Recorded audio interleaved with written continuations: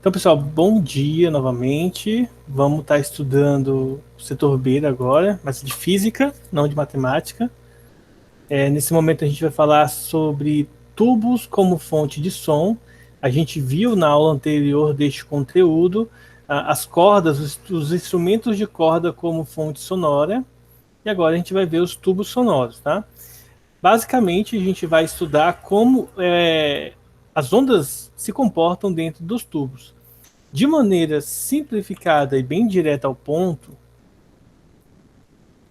nós vamos ver os harmônicos semelhante aos harmônicos que nós estudamos lá na parte de instrumentos de corda.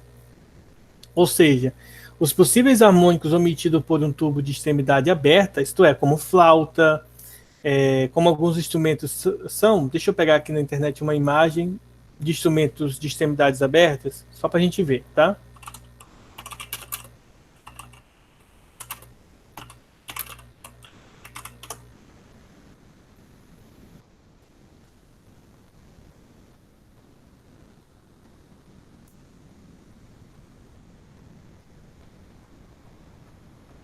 Vou mostrar aqui para vocês, tá? Essa imagem aqui, pra vocês verem. Eu acho que eu não consigo dar zoom nela, mas eu acho que dá para vocês enxergarem aí. Por exemplo, esse instrumento aqui, ele é um tubo aberto, tá? Tem vários buraquinhos, aí a pessoa vai colocando os dedos nos buracos, tampando os buracos para emitir notas diferentes. E nessa parte aqui é onde a pessoa assopra, tá? Na embocadura. E aqui nós temos uma extremidade aberta, que é o que a gente vai envolver agora, tá? Então, nesse tipo de tubo que tem uma extremidade aberta, quando a pessoa sopra lá dentro, ele tem um modo diferente de você emitir o som. Então, o comportamento do som lá dentro vai ter essa abordagem aqui, esse ponto. Ó. Então, nós vamos ter, quando o instrumento está normal, sem você apertar nada, nós temos o primeiro harmônico, o que esse primeiro harmônico vai emitir uma nota específica, tá? Eu não sei dizer qual é a nota específica, também não vou, tipo assim, pesquisar qual que é a nota quando você assopra, mas se eu não me engano é lá, tá? Depende também do instrumento, do comprimento do instrumento e tal. Então aqui nós vamos ter o harmônico sendo formado assim. Para ter uma comparação com um instrumento de corda, eu vou mostrar aqui o do instrumento de corda só para vocês compararem, para a gente poder comparar um com o outro. Ó. Nos instrumentos de corda, olha só, vou colocar aqui por cima, depois eu apago, tá?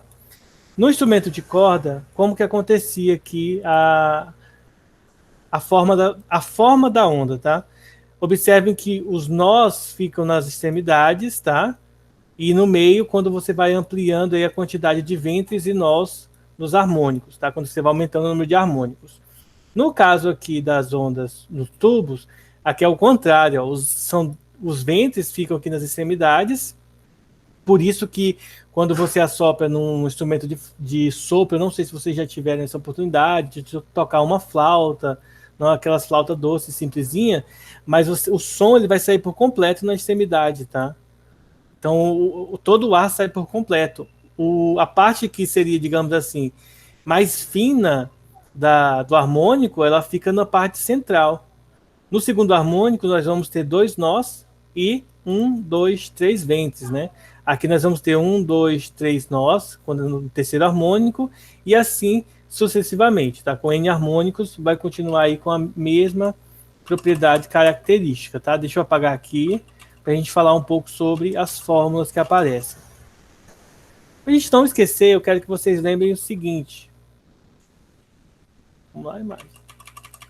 Opa, tá. Vai sair. Para vocês não esquecerem, lembre-se sempre, pessoal. Velocidade, equação fundamental da ondulatória. Velocidade é igual ao comprimento de onda vezes a frequência. E aí nós vamos notar que dependendo da quantidade de harmônicos, muda-se o valor do comprimento de onda. Está embutido aqui com o comprimento do tubo sonoro, que é o L. E além disso, a frequência também muda, tá? Já que a frequência depende do comprimento de onda e velocidade. Se eu passo o comprimento de onda dividindo, a frequência fica igual à velocidade sobre o comprimento de onda. Ora, se o comprimento de onda muda o valor, muda-se também o valor da frequência, tá? E isso daqui é o que nós usamos para resolver os exercícios, como vocês vão ver agora, tá? Então, Então, já vamos começar aqui de tubo de extremidades abertas, depois a gente analisa os tubos de extremidade fechada. São outros 500. Por exemplo, vocês já viram aquelas flautinhas que o pessoal da Bolívia usa? Deixa eu ver se eu acho aqui. Flauta boliviana.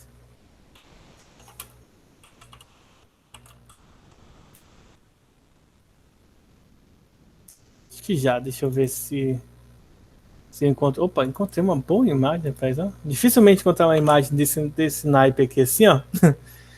Em alta resolução. Então vocês devem conhecer aqui, né? Aí vocês vão observar o seguinte. Não está aparecendo aqui, mas é importante. Opa! É importante frisar o seguinte. Ó, se vocês notarem, o cara desenhou aqui as notas, ó, lá, fá, ré. Observem que o que determina a nota é o tamanho, que seria o tamanho do tubo, tá? O tamanho do tubo é esse carinha aqui, ó, o L.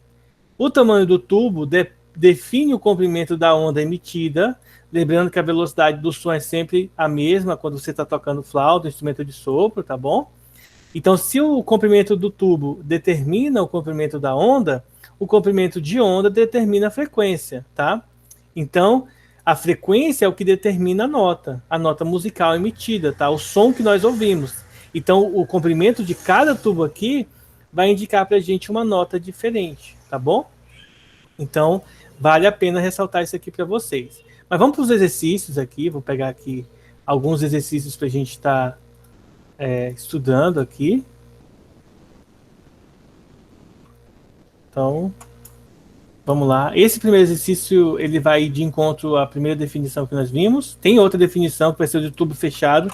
E daqui a pouco a gente vai abordar ela, tá? Essa questão diz o seguinte, ó. Instrumentos musicais de sopro, como saxofone, oboé, clarinete, empregam uma ideia de ondas sonoras estacionárias em tubos, pois são emitidas ondas sonoras de grande amplitude para as frequências de ressonância ou harmônicos correspondentes.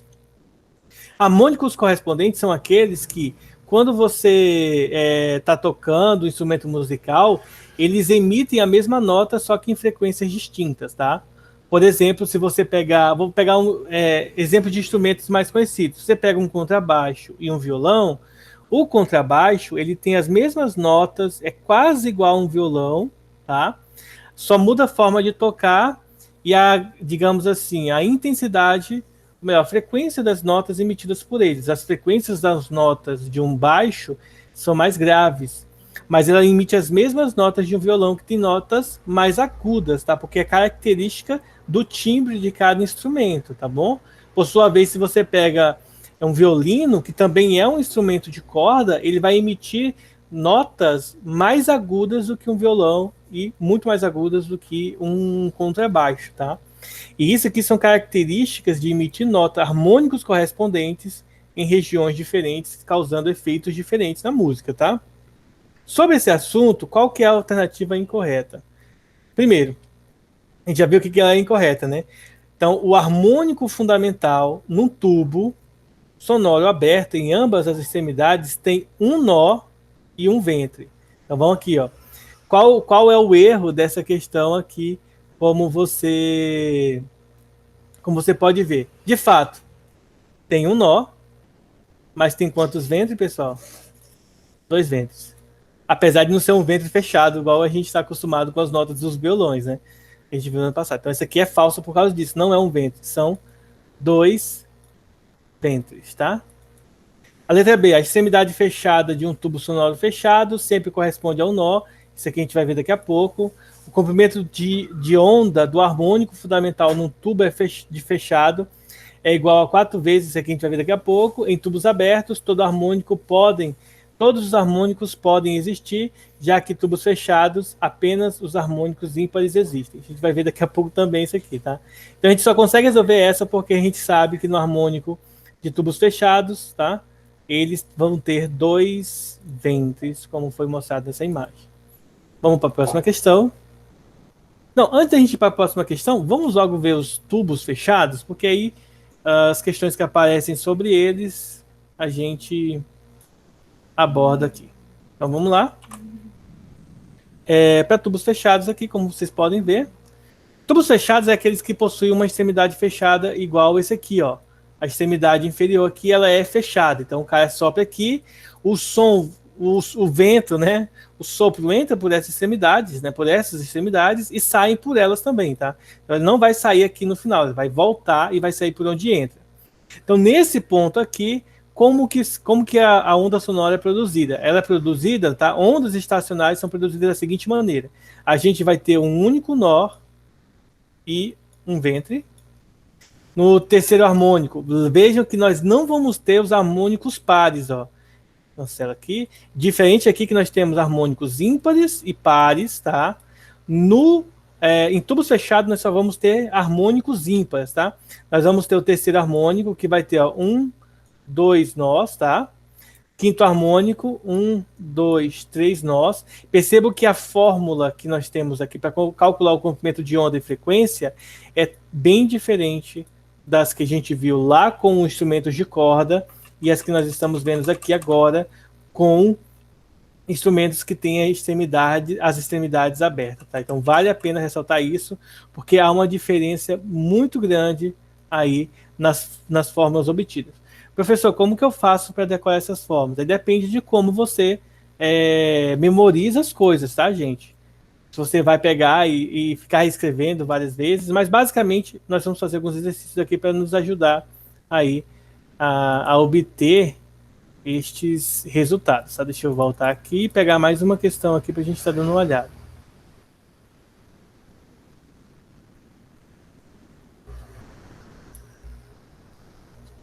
Então, vamos lá, tubos.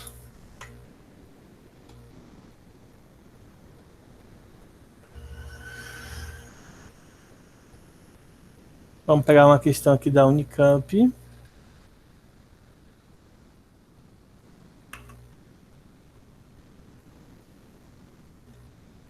Acho que essa é a primeira vez que a Cauane assiste aula de matemática e depois volta para assistir aula de física, hein? Professor, rapidinho, a Sofia pediu para avisar que a internet dela caiu, ela tá com dificuldade de voltar. Tranquilo. Ó, gente, essa questão aqui da Unicamp tá uma questão um pouco mais complexa, tá? A gente vai resolver ela aqui agora. Ela diz o seguinte, ó, deixa eu aumentar aqui. O ruído sonoro nas proximidades de rodovias resulta predominantemente da compressão do ar pelos pneus de veículos que trafegam a altas velocidades. O uso de asfalto emborrachado pode reduzir significativamente esse ruído.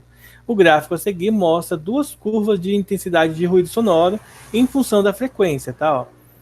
Frequência e intensidade do ruído, tá bom? Então vamos lá. De acordo com o que nós temos aqui, ele não fala aqui no gráfico, mas a gente deve supor que o emborrachado é essa parte aqui tá contínua e a parte pontilhada seria o ruído sem o asfalto emborrachado. A gente pode deduzir, né, que já que ele diz que vai ter uma redução do ruído, que o ruído mais alto é aquele sem o emborrachado, tá? Dessas informações, vamos lá para o gráfico. Gente, a gente pode observar aqui, ó, a frequência em hertz e a intensidade do ruído ó, é dado em potência, tá? Por área, tá? Por que potência por área? Porque aqui ó, é W, que é potência, que é watts, e M quadrado, que é metro quadrado, ou seja, distância, ou seja, área. Na verdade, distância não, área, tá? Então a fórmula é dada dessa seguinte maneira. Na verdade, está até aqui, ó, a fórmula pra gente, ó. Então vamos lá. Letra A. A intensidade da figura foram obtidas a uma distância de 10 metros da rodovia. Considere que a intensidade do ruído sonoro é dada por essa formulazinha aqui, ó. I igual P de potência dividido por 4πr quadrado. Lembre-se que πr quadrado é a área do círculo, tá? Só que ela está multiplicada por 4. Calcule a potência na frequência de 1000 Hz, tá bom? Frequência de 1000 Hz para o asfalto emborrachado. Então vamos lá. A potência para o asfalto emborrachado vai dar quanto aqui? Vai dar 3,8 vezes 10 a menos 3. Vamos fazer o cálculo aqui para a gente ver se é isso mesmo, tá? Eu vi aqui no gabarito. Então, letra A. Substituindo aí, nós sabemos o seguinte, ó. Deixa eu apagar aqui, fazer passo a passo. Vejam o seguinte, quando a frequência é 1000, quando o F é 1000, Quando o hertz é 1000, quanto que vale a potência, pessoal? Quanto que vale a potência? Não, quanto que vale a intensidade da potência aqui, ó, a intensidade do ruído, ó. 3 vezes 10 a menos 6, tá? Então eu sei que o I vale 3 vezes 10 elevado a menos 6, tá? Eu sei disso aqui. Agora, como que eu faço para calcular, então, a potência? Ora, a intensidade é a potência dividido pela área 4πr ao quadrado, tá? Então, vejam o seguinte, eu sei o valor de I e sei o valor do R, tá? Então, o que eu vou fazer aqui? Eu vou calcular o valor de P, tá bom? Então, vou pegar o P e vou passar. Observe que a frequência não é utilizada para resolver essa questão. Ela só é utilizada para a gente encontrar o valor da intensidade da corrente, só para isso. Então, vamos lá resolver, ó. Vou pegar os 4πr quadrado e passar para o outro lado multiplicando. Então, fica potência igual a 4πr ao quadrado. Substituindo os valores, a intensidade do ruído é 3 vezes 10 a menos 6, vezes 4, vezes π. Vamos ver se ele fala alguma coisa sobre π. Não fala, tá? Então vamos usar 3,14 aí para o π, tá bom?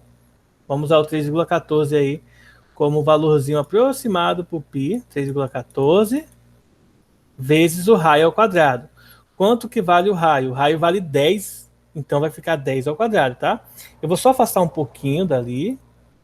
Deixa eu afastar aqui um pouco o valor, porque senão a gente não vai conseguir resolver ali. Eu não vou conseguir resolver ali, tá? Então, P.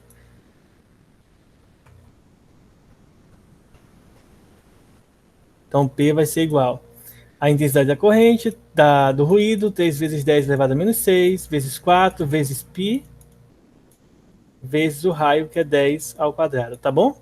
Então, vamos lá multiplicar. Vou pegar o 3 e multiplicar por 4 e 3,14, multiplicar direto. Na verdade, vou multiplicar 12, né, vezes 3,14. O resultado vai dar 37, tá? 37,68. E aí, nas potências de base 10, a gente vai conservar a base e somar os expoentes. Menos 6 mais 2 dá menos 4. Portanto, podemos dizer que a potência é aproximadamente, tá, pessoal? 3,8, transformando em notação científica, vezes 10 elevado a menos 3, tá? A menos 3 watts. É aproximadamente esse valorzinho aí, tá bom? 3,8 é o valor da potência. Agora, o próximo passo na letra B, vamos ver o que ela pede, ó. Letra B. Uma possível explicação para a origem do pico em torno dos 1000 Hz é que as ranhuras longitudinais dos pneus em contato com o solo funcionam como tubos sonoros, ou seja, aquela parte do pneu lá que é usado para o pneu não derrapar, que tem aquelas ranhuras lá, vai funcionar como um tubo sonoro. O modo fundamental de vibração em um tubo aberto ocorre quando o comprimento de onda é igual ao dobro do comprimento do tubo. Considere que a frequência fundamental de vibração seja 1000 Hz. Qual deve ser o comprimento do tubo para que, né, isso funcione? Vamos lá. A gente tem o valor da frequência, o valor da velocidade do som aqui embaixo, e aí a gente quer saber o valor do comprimento do tubo, ou seja, o L. Quanto que vale o L? Bom, pode parecer difícil de calcular, mas não é. A gente está trabalhando com tubos abertos. Então, se eu sei a frequência, que é 1000, e eu sei a velocidade, que é 340, eu calculo, então, o L, tá? Bem simples, ó. É só usar essa fórmula. A frequência é igual a V sobre 2L. Então, se eu quero saber o L, eu vou passar o L para cá multiplicando e vou passar o F para cá dividindo. Ou seja, o L vai ser V sobre 2F. Ou seja, em outras palavras, o L vai ser igual a 340 dividido por 2 vezes 1000. Então, o resultado vai dar 340 dividido por 2000. Se eu simplificar por 2 em cima e embaixo, só para ajudar a gente, vai ficar assim, ó. 340 dividido por 2 dá 170, dividido por 1000. Transformando isso aqui, dividindo logo direto, né, vai ficar 0,170 ou 0,17 metros, tá? Mesma coisa que 17 centímetros, tá bom? 17 centímetros é o comprimento do tubo, tá? O comprimento lá das ranhuras. Alguma dúvida, pessoal? Não, né? Questão bem legal aí, essa que a gente fez agora. Vamos ver uma outra aqui.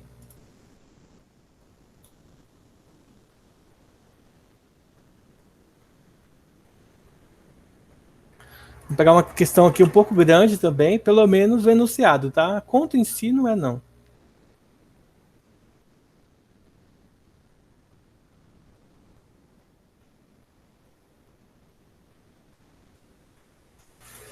Só primeira parte, vamos para a segunda parte da questão.